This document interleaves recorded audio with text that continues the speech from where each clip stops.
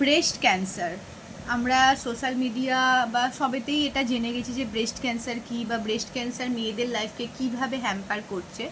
তো সম্প্রতি ইরা খান না কোনো একটা সেলিব্রিটি দেখলাম ব্রেস্ট ক্যান্সারের জন্য ট্রিটমেন্ট চালাচ্ছে। তো উনি একজন সেলিব্রিটি হয়ে বুঝতে পারেননি যে তার ব্রেস্ট ক্যান্সার ধরা পড়েছিল।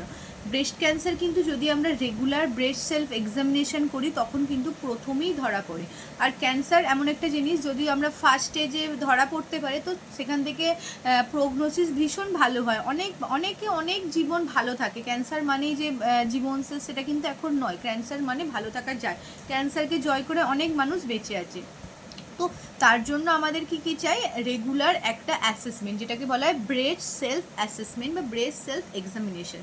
তো তোমরা সবাই বাড়িতে নিজেদের ব্রেস্ট সেলফ এক্সামিনেশন করো, আয়নার সামনে দাঁড়িয়ে একদম হাত দুটো পিছনে রেখে এরমভাবে টাইট করে দেখো যে দুটো ব্রেস্টের সাইজ নর্মাল আছে কি, কোনো একটা বড় লাগছে বা কোনো একটা ছোটো, বা দুজনের শেপ সিমেট্রিক্যাল আছে কি, বা কোনো রকম কোনো অ্যাবনর্মালিটি দেখতে পাচ্ছ কি, নিপল থেকে কোনো ডিসচার্জ আসছে কি, বা অ্যারিওলাটা বা ওই যে ব্ল্যাক পোর্শনটা অন্যরকম ডিসকালারেশন হয়ে গেছে কি, বা খুব ব্যথা বা টেন্ডারনেস হয়ে আছে কি, সেটা দেখো। পিরিয়ডস হওয়ার মানে আমাদের যে মেনস্ট্রুয়েশন হওয়ার এক সপ্তাহ আগে এমনি আমাদের বেস্ট টেন্ডারনেস বা বেস্ট টাইটনেস থাকে, তাহলে সেই সময় পরীক্ষা করলে কিন্তু ধরা পড়বে না। তো তাহলে কখন পরীক্ষা করবে, পিরিয়ডসের পর, সবসময় পিরিয়ডসের পর, পিরিয়ডস মিটে গেল তারপর পরীক্ষা করবে। এবং করতে পারো কি, চান করতে গিয়ে মানে বাথরুমে গেছো, চান করতে গেছো, ভালোভাবে চান করে বাথরুমের আয়নাতেই একদম ভালোভাবে পরীক্ষাটা করবে।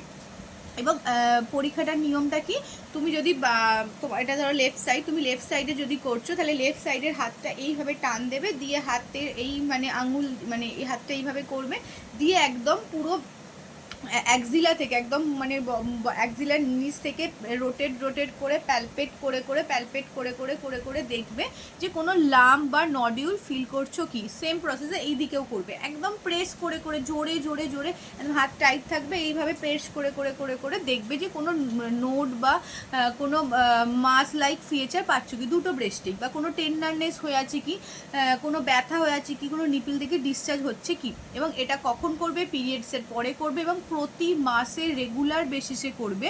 সামান্য এইটুকু পরীক্ষা কিন্তু একটা বড় রোগ থেকে বাঁচাতে পারে। কারণ তুমি যদি প্রথমেই ধরা পড়ো যে একটা মাস ফিল করছি, ছোটো মতো ডাক্তারখানায় যাও, গাইনোকোলজিস্টকে দেখাও, বিভিন্ন পরীক্ষা নিরীক্ষা করে ধরা পড়ে যাবে সেটার আসল কারণ কি।